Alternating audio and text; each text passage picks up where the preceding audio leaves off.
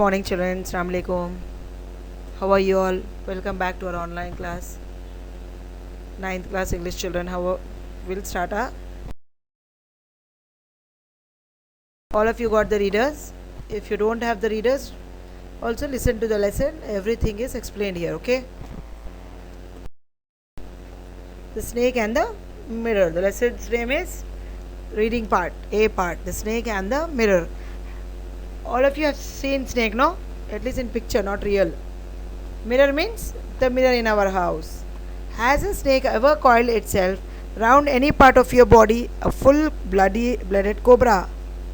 All of us feel silent. The question came from the homeopath. The topic came up when we were discussing snakes. We listened attentively as the doctor continued with the tale. Okay? The cobra, about the cobra, the stories.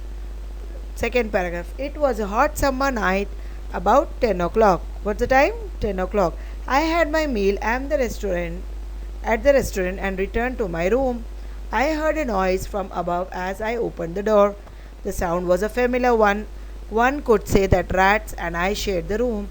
I took out my box and of matches and lighted the kerosene lamp on the table. Understood? This man is sitting. He lit the kerosene lamp and he is sitting near the mirror. He is telling rats and he are in his room. They share the same room. All of you can see the picture on the computer dice, no? Screen. The house was not electrified. Electricity is not there in the house. It was a small rented room. It had just set up medical practice and my earnings were merged. I had about 60 rupees in my suitcase. How many rupees? Only 60 rupees. Got it? Along with some shirts and dhotis. I also possessed one solitary black coat which I was then wearing. I took off my black coat, white shirt, not so white vest and hung them up. I opened the two windows in the room. It was an outer room with one wall facing the open yard. It had a tiled roof with a long supporting gables that rested on the beam over the wall. There was no ceiling. There was a regular traffic of rats to and from the beam. You can see how rats are commonly roaming around in his room. He has black coat in his brief suitcase, 60 rupees, right? Some shirts, dhotis and a black coat. Got it? It had a tiled roof with long supporting gables that rested on the beam over the wall. There was no ceiling. There was a regular traffic of rats. I made my bed, pulled it close to the wall. He sat close to the wall. I lay down, but I could not sleep. He's just taking rest. I go up and went out to the veranda and a little air, but the wind god seemed to have taken time off. No wind at all. Means it's very hot. I went back into the room and sat down on the chair. I opened the box beneath the table and took out a book. What is the name of the book? The Materia Medica.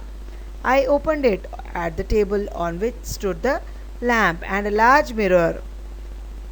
A comb beside the mirror. One feels tempted, isn't it? When we see mirror, all of you want to see in it, isn't it? How we are looking. We have some acne problem, or we are looking good, beautiful, slim, or no. Every boy and girl, everyone wants, isn't it? But this is a man, but still he is tempted. Seeing the mirror, he wants to see himself. I took a look. In those days, I was great admirer of beauty, and I believed in making myself look handsome. I was unmarried and was a doctor. He's a doctor here. And unmarried. So he's seeing himself in the mirror and he wants some changes in himself, something good. I felt I had to make my presence felt. I picked up the comb and ran it through my hair and adjusted the parting so that it looked straight and neat. Again I heard that sounds from above. Rats are playing in his room, he can hear the noise.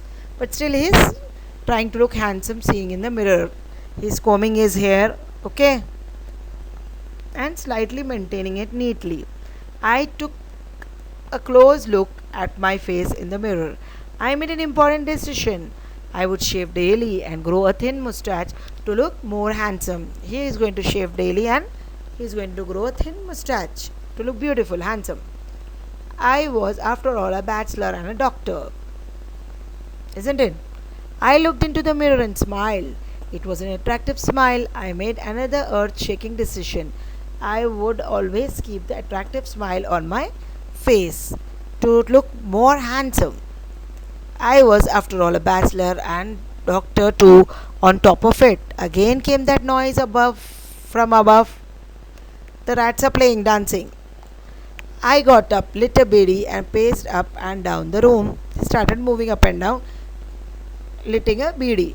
Then another lovely thought struck me. I would get married to a woman doctor who had plenty of money and a good practice, medical practice.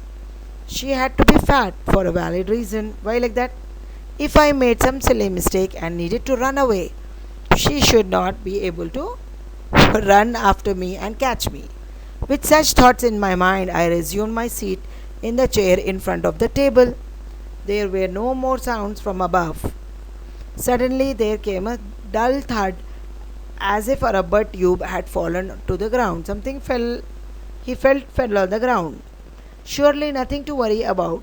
Even so, I thought I would turn around and take a look. He wanted to see, but before that, what happened? Listen to the story. No sooner that I turned than a fat snake wriggled over the back of the chair and landed on my shoulder. The snake's landing on me and my turning were simultaneous. Together, don't know, both of them. See the picture? The snake is seeing himself in the mirror, how it is looking. The man was sitting on the chair only.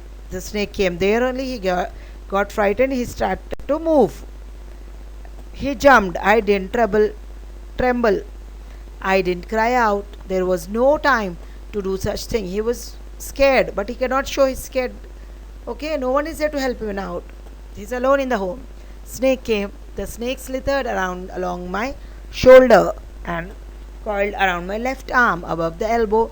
The hood was spread out and its head was hardly 3 or 4 inches from my face.